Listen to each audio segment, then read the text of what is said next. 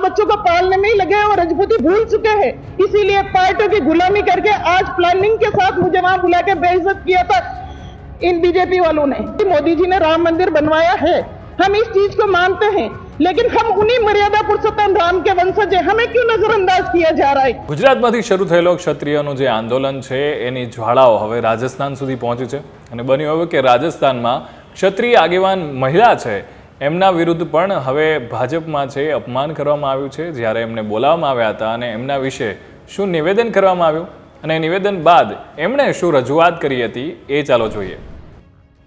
बच्चों को पालने में ही लगे हैं और रजपूती भूल चुके हैं। इसीलिए पार्टियों की गुलामी करके आज प्लानिंग के साथ मुझे वहां बुला के बेइज्जत किया था इन बीजेपी वालों ने।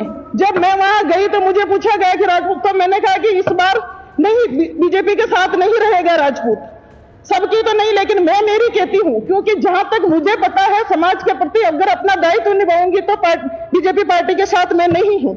तो उन्होंने कहा कि क्या बुरा किया। मैंने कहा पुरुषोत्तम रूपाला जी ने जो जिस प्रकार राजपूत समाज के ऊपर अभद्र टिप्पणी की वो घोर निंदनीय अपराध है। क्या उनका टिकट नहीं काटा जा सकता है? टिकट इसलिए नहीं काटा कि राजपूतों को नजरअंदाज करना। राजपूत इकट्ठे होंगे, ज्ञापन देंगे, 4 दिन बोलेंगे, साथ में होंगे तो बोलेंगे, सोशल मीडिया पे बोलेंगे, चुप हो जाएंगे, इसलिए उनको नजरअंदाज किया। राजपूतों ने कोई ठोस कदम नहीं उठाया, इसीलिए राजपूतों को नजरअंदाज किया जा रहा है। तो उन्होंने कहा कि राम मंदिर मोदी जी ने बनवाया। मैंने इस पर जवाब दिया कि मोदी जी ने राम मंदिर बनवाया है, हम इस चीज को मानते हैं, लेकिन हम उन्हीं मर्यादा पुरुषोत्तम राम के वंशज हैं, हमें क्यों नजरअंदाज किया जा रहा है। हम भी तो मर्यादा पुरुषोत्तम राम के वंशज हैं।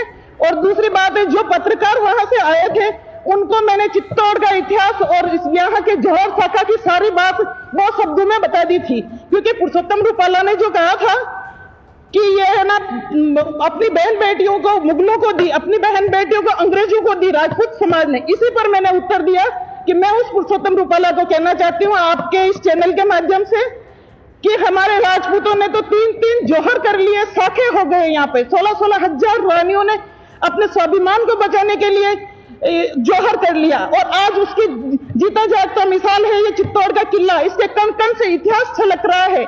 फिर भी अगर रूपाला इस तरह की टिप्पणी करता है तो उस पर बीजेपी सरकार को एक्शन लेना चाहिए, उसका टिकट काटना चाहिए। राजपूत समाज मर्यादा में हमेशा रहकर, और मर्यादा में जब गुजरात के राजकोट में 5 लाख राजपूत इकट्ठे हुए, ना तो किसी का शीशा तोड़ा, ना किसी पे पत्थर मारा, अपनी मर्यादा में रहकर अपना आंदोलन किया।